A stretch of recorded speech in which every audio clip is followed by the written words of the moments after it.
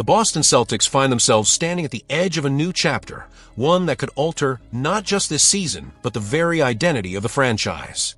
In a year where Jayson Tatum is forced to watch from the sidelines, the spotlight shifts entirely to the creativity and boldness of the front office. Every rumor now carries more weight than usual. Every trade pitch feels like it could be the spark that defines the path forward. And among the names circulating around the league, one stands out for its mix of mystery, risk, and tantalizing potential: John Collins. Before we go deeper into what this could mean, make sure you hit that like button, subscribe to the channel, and click the hype button so you do not miss any of the twists and turns in this story. Trust me, what you are about to hear might be the first glimpse of a Celtics future that nobody saw coming. Now, let us step into the heart of the rumor. Rohan Brahmbhatt Clutch Points has thrown Boston directly into the conversation for John Collins, a player who once looked like the centerpiece of Atlanta's rise, and who now finds himself searching for a second act. His contract, worth $125 million, has scared off some front offices, but it might be exactly the kind of gamble that Boston can afford to make in a bridge year. Without Tatum, this is not about chasing the number one seed at any cost. This is about planting seeds that could grow into dominance when he returns. Collins is not just a name, he is a narrative waiting to be rewritten. At 6 feet 9 inches, he brings a rare combination of leaping ability, rebounding instincts, and rim finishing that could instantly address the void left by Kristaps Porzingis and Al Horford. Imagine a Celtics offense where Jaylen Brown attacks downhill, Anfernee Simons pulls up from deep, and Collins hovers above the rim, ready to punish defenses for collapsing. That vertical spacing is something Boston has not consistently had in years, and it could change the geometry of how opponents defend them. The argument for Collins grows even more intriguing when you consider the timing. Few remember that he averaged over 20 points and 10 rebounds per game not long ago. His decline has been tied more to circumstances than to talent. Reduced roles, nagging injuries, and roster shifts in Atlanta and later in Los Angeles chipped away at his rhythm. But in Boston, the equation changes.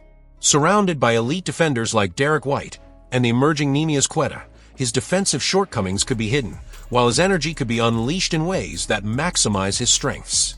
There is also the psychological factor. Collins has been waiting for a stage to prove that his story is far from over. What better stage exists than the parquet floor of TD Garden, with a fan base that has a history of embracing redemption arcs? Every alley-oop, every putback dunk, every thunderous block could fuel a narrative of revival. For Celtics fans, the excitement would not just be about winning games in March or April. It would be about witnessing the transformation of a player whose ceiling once looked like an all-star, and who could rediscover that form in green. Of course, this is where the curiosity deepens. The risk is real. Collins' confidence as a shooter has dipped, and Boston's system thrives on spacing the floor with 5 capable shooters. How do you reconcile that? The front office has to weigh whether his upside as a lob threat and rebounder outweighs the potential downside of cluttering spacing. Add in the financial commitment of $125 million, and the decision becomes even more complex. Would acquiring him limit the Celtics' ability to chase a more surefire superstar in the future? Or would this be the moment they zig while the rest of the league zags, betting on a talent that everyone else has written off too soon? What makes this rumor electrifying is that there is no obvious answer. This is not a straightforward yes or no. It is the type of situation that separates passive franchises from bold ones. The Celtics could choose safety, letting Simons settle in, nurturing young depth, and waiting for the perfect trade down the line. Or they could decide that Collins is not just a flyer, but the upside swing that transforms the bridge year into a launch pad. Consider the timing again. With Tatum sidelined, there is freedom to experiment. The pressure of immediate contention is lowered, and that creates a rare window to gamble without fear of derailing championship aspirations. Bringing in Collins would not be about fixing everything overnight. It would be about seeing whether his energy, size, and athleticism can ignite something unexpected. If it works, Boston suddenly has another foundational piece alongside Tatum and Brown. If it does not, the Celtics still gain valuable clarity about what direction to take when their superstar returns. So here is the real question for fans. Do you want the Celtics to stay the course and keep every option open, or do you want them to roll the dice on a player who could swing the balance of power in ways nobody anticipates? That is the essence of the curiosity gap, the reason every Celtics fan should keep one eye on the rumor mill.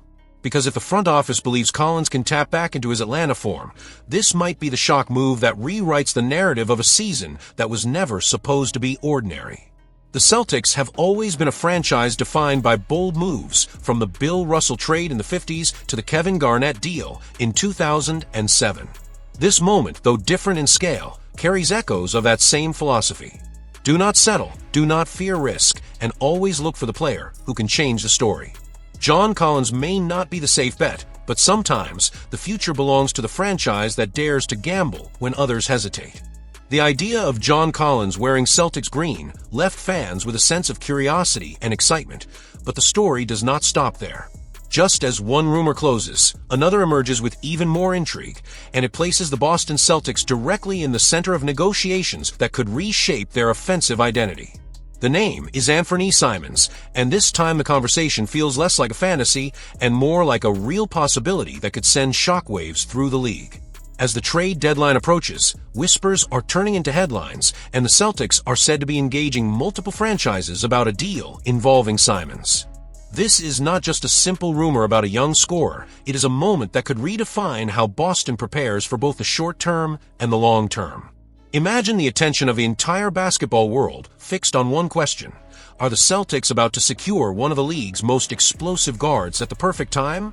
Simons is 25 years old and carries a skill set that has made general managers quietly take notice for years. He is more than just a shooter, he is a creator who can punish defenders with his quick release and break down a defense with a ball in his hands. His ability to stretch the floor opens driving lanes, his knack for scoring in bunches shifts momentum, and his fearless approach in big moments gives him a rare edge. For Boston, who now operates without Jayson Tatum, Simons represents not just another weapon, but a potential catalyst for keeping the team dangerous while preparing for the return of its superstar. The timing could not be more fascinating. The Celtics are operating in one of the most unusual seasons in their history. With Kristaps Porzingis and Jrue Holiday already moved, and with Tatum recovering, the strategy is not about chasing a single trophy at all costs. It is about carefully placing the right pieces so that when the window opens fully again, Boston is positioned to dominate. Adding Simons would serve both purposes at once. He would inject scoring firepower immediately, while also providing a long-term partner for Brown and Tatum when the core reunites. But here is where the curiosity gap widens. Which teams are involved in these discussions, and what would Boston actually need to give up? Reports have not revealed specific franchises, which means that behind closed doors, multiple paths could be taking shape. Would require young prospects, future draft picks, or perhaps even salary maneuvers that most fans have not considered. Each scenario carries risk, yet each one also presents the tantalizing possibility that Boston could steal a rising star before he hits his true prime. What makes the story so electrifying is the combination of urgency and mystery. The deadline is closing in fast, and with every passing hour the stakes rise. Other contenders are circling, trying to position themselves for their own playoff pushes, but Boston's situation is unique. The absence of Tatum creates flexibility, and that allows the Celtics to make moves that other contenders might hesitate to pursue. For once, a gamble on a young offensive talent comes without the immediate pressure of disrupting a championship chase. Instead, it comes with the promise of building an even stronger contender when the roster is whole again. Simons' contract is also worth noting. He is not a short-term rental. His deal extends for multiple years at a figure that sits far below the monstrous numbers attached to other stars. While names like John Collins carry a price tag of $125 million, Simons arrives with cost control that makes him one of the most valuable young guards available. That means acquiring him is not just about today. It is about locking in tomorrow's flexibility while still adding top-tier talent. The real twist is this. Boston might already know that Simons fits better than any other rumored target. His age aligns perfectly with Brown and Tatum. His game complements both slashers and shooters, and his energy brings exactly the kind of unpredictability that the Celtics offense can weaponize. Yet, the front office still has to weigh the cost. Do you sacrifice depth now in exchange for what could be a transformational fit? Do you risk draft capital in a year where your roster already looks different than planned? The outcome of these talks will not just decide whether Simons wears green this season. It could set the tone for the next era of Celtics basketball. Fans should not view this as a small rumor. They should see it as a fork in the road.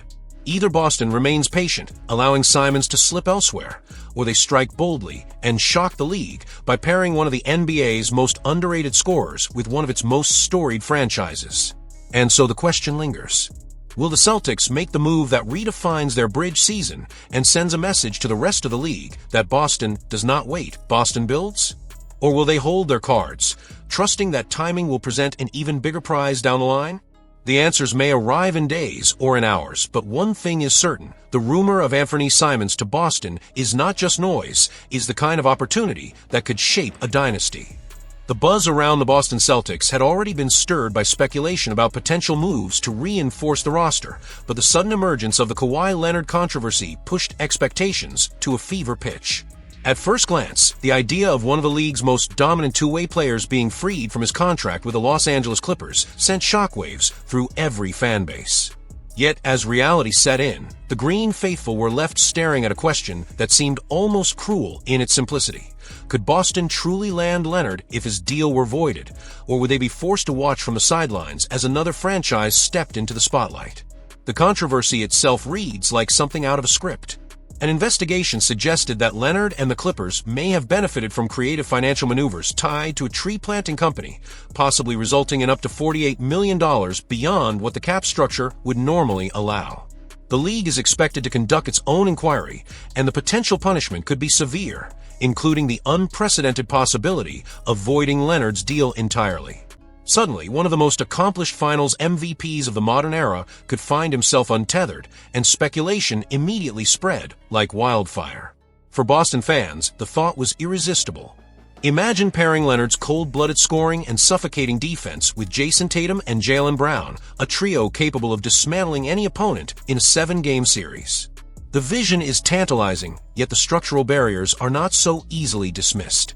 The Celtics currently sit above the first tax apron, and under league rules, such teams are barred from signing players who previously earned more than the mid-level exception of $12.9 million through buyout or unusual release scenarios.